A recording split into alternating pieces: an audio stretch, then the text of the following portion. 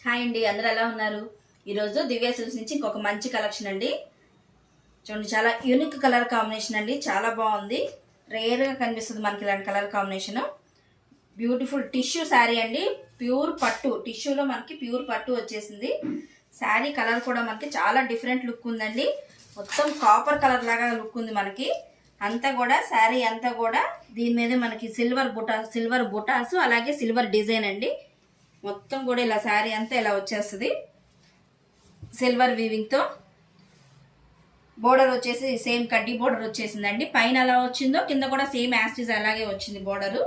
దీనికి పళ్ళు చూడండి, పీచ్ కలర్ ఇచ్చాడండి. అది కూడా చాలా మంచి డిజైన్ వచ్చింది పీచ్ కలర్ మీద.